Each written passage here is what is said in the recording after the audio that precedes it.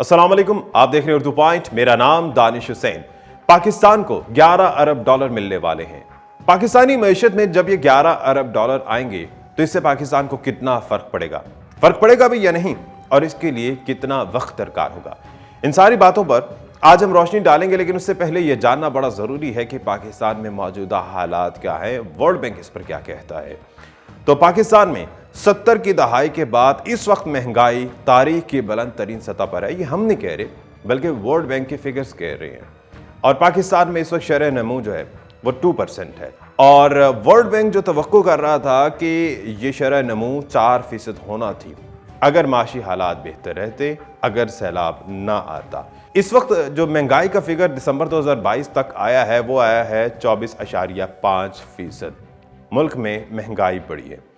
अब आ जाते हैं कि 11 अरब डॉलर कहां से आए, कितने आए, कब तक आएंगे। तो एग्जैक्ट जो फिगर है वो है 10.5 अरब डॉलर, जिसको हम आम लफ्जों में राउंड फिगर कह के 11 अरब डॉलर कह रहे हैं। लेकिन असल में ये है 10.57 अरब डॉलर, जो कि जनेवा कॉन्फ्रेंस हुई, आपको याद है। और इसमें वज़ीर आज़म शहबाज शरीफ के सैलाब मुतासरा इलाकों की रिहेबिलिटेशन यानी बहाली के लिए और उनके असर नो तामीर के लिए ये कॉन्फ्रेंस हुई, जिसमें पूरी दुनिया इकट्ठी हुई और ये सोचो विचार किए गए कि पाकिस्तान को अब इस इफरीत से किस तरह से निकालना है। वज़ीर आज़म पाकिस्तान शहबाज शरीफ जनेवा कॉन्फ्रेंस में मौजूद थे और इस दौरान उन्होंने सारे मुल्क के हालात बताए, पूरी दुनिया के सामने पाकिस्तान का केस रखा। और चूंकि मदद की अपील करनी थी, इमदाद की अपील करनी थी, तो ऐसी सूरत हाल में जो एक एस्टिमेट या तखमीना लगाया गया था वज़ीर आज़म की जानिब से वो था 8 अरब डॉलर, कि 8 अरब डॉलर की हमें इमदाद की ज़रूरत है, बाकी आधी रकम पाकिस्तान खुद अपने तय कर लेगा। और 8 अरब डॉलर जो है वो हमें 3 साल के लिए चाहिए होंगे, 3 साल के अंदर। ये एक पूरा प्रोजेक्ट बेस एस्टिमेट बताया गया। और इस सारी सूरत हाल में 2 कंडीशन या 2 यकीन दहानियाँ वज़ीर आज़म को करवाना पड़ी।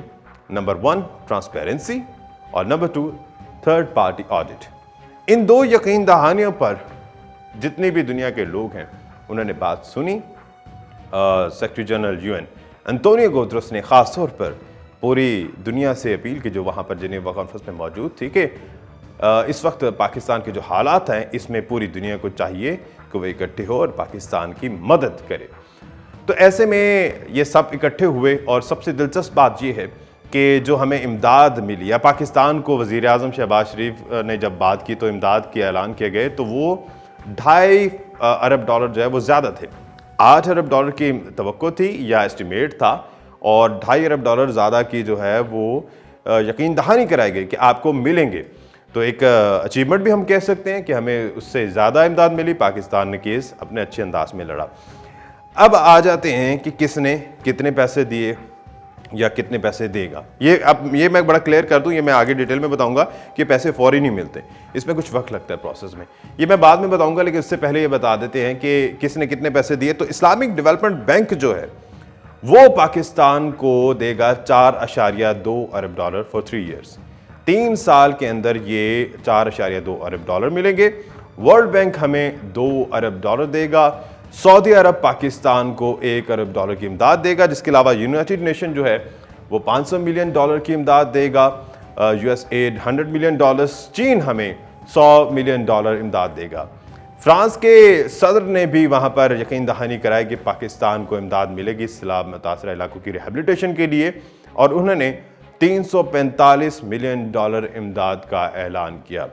बरतानिया ने 9 मिलियन डॉलर और एबीडी यानी कि एशियन डेवलपमेंट बैंक हमें 1.5 अरब डॉलर देगा।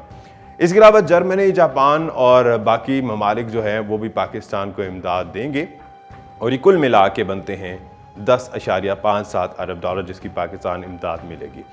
अब आ जाते हैं कि इससे फ़र्क कितना पड़ेगा और कितना अरसा लगेगा। जैसे मैंने पहले आपको बताया कि ये फ़ौरन नहीं होता, इसमें कुछ वक्त दरकार होता है। इसे मैच्योर होते होते कम से कम 3 से 4 माह लग जाते हैं, क्योंकि ये कई ममालिक के माबैन ये ट्रीटी साइन होते हैं और इसके बाद इसकी प्रोसेस, इंस्पेक्शन और बहुत सारे मराहिल से गुजरने के बाद ये चीज़ मिलती है। और ये इमदाद फ़ौरी नहीं मिलेगी, यकमुश्त नहीं मिलेगी, बल्कि मरहलावार ये पाकिस्तान को दी जाएगी। जिस तरह से एशियन डेवलपमेंट बैंक ने 4.2 अरब डॉलर का कहा है, तो ये 3 साल के अंदर मिलेगा। इसको 3 साल लगेंगे। इसके लिए 2 चीज़ें होंगी, एक तो परफॉर्मेंस देखी जाएगी और दूसरा प्रोजेक्ट बेस भी होगी। और ट्रांसपेरेंसी को यकीनी रखने के लिए ये डायरेक्ट हुकूमत को नहीं मिलेंगे, बल्कि हुकूमत के बिहाफ पर या मुल्क के बिहाफ पर, रियासत के बिहाफ पर ये उन प्रोजेक्ट के जितने भी कॉन्ट्रैक्टर्स हैं उनको ये पैसे दिए जाएंगे, जो कुल मिला के 3 सालों में 4.2 अरब डॉलर दिए जाएंगे। और ये तमाम जो रकम है ये सिर्फ और सिर्फ सैलाब मुतासरा इलाकों के लिए है, सैलाब मुतासरीन के लिए। एक आम फहम में ये बात चल रही है कि 11 अरब डॉलर जब पाकिस्तान में आएंगे तो ये पाकिस्तान की माशी रिहेबिलिटेशन के लिए, तो ये माशी बहाली के लिए नहीं है, ये सैलाब मुतासरा बहाली के लिए। और लेकिन इसका इनडायरेक्ट फ़र्क ज़रूर पड़ेगा पाकिस्तान की मैशत पर। वज़ीर आज़म पाकिस्तान ने जब ये अपील की तो फिर लोगों में ये एक तासुर जा रहा था कि शायद कल से ही मुल्क के हालात बेहतर हो जाएंगे, तो ऐसा नहीं है, इस पे वक्त लगेगा। और ये सिर्फ और सिर्फ चूंकि सैलाब मुतासरा इलाकों के लिए इनडायरेक्टली इसका पाकिस्तान को ज़रूर फ़ायदा होगा। जिस तरह से मैंने गुफ्तगू के आगाज़ में कहा था कि शरह नमू पाकिस्तान की 4% होना थी, लेकिन वो 2% है वर्ल्ड बैंक के मुताबिक, तो उसकी वजह सैलाब मुतासरा इलाके थे या सैलाब था पाकिस्तान में। तो वो जो 2% का डिफरेंस है उसमें यकीनी तौर पर फ़र्क आएगा, लेकिन उसके लिए भी कम से कम 3 साल लगेंगे और उसके बाद इसके समरात दिखना शुरू होंगे। तो ये इमरजेंसी बेस पे ये चीज़ें नहीं होंगी। लेकिन अब इसके लिए ये देखना बड़ा ज़रूरी है कि ट्रांसपेरेंसी को किस तरह से यकीनी बनाया जाएगा। क्या ये 11 अरब डॉलर जो है वो वाकई सैलाब मुतासरा इलाकों में लगेगा, सैलाब मुतासरीन तक ये इसके समरात पहुँचेंगे या नहीं? क्योंकि अभी भी बहुत सी ऐसी NGOs हैं जो काम कर रही हैं सैलाब मुतासरा इलाकों में, वो घर बना रही हैं, वो आटा दे रही हैं, वो राशन दे रही हैं, वो रिहेबिलिटेशन के लिए काम कर रही हैं। और अब जब ये सरकारी सतह पर ये इमदाद मिलेगी तो उससे कितनी वैल्यू एडिशन होगी ये आने वाला वक्त बताएगा। और ख़ास तौर पे जो NGOs अब तक कर चुकी हैं तो उससे पाकिस्तान के मैशर में कितनी कॉस्ट कटिंग होगी, क्योंकि काफ़ी हद तक काम जो है वो NGOs भी कर चुकी हैं। दानिश हुसैन को इजाज़त दीजिए, अल्लाह निगहबान। उर्दू पॉइंट की वीडियोस देखने के लिए हमारा चैनल सब्सक्राइब कीजिए और बेल के आइकन पर क्लिक कीजिए ताकि आप हमारी तमाम आने वाली वीडियोस से बाखबर रह सकें।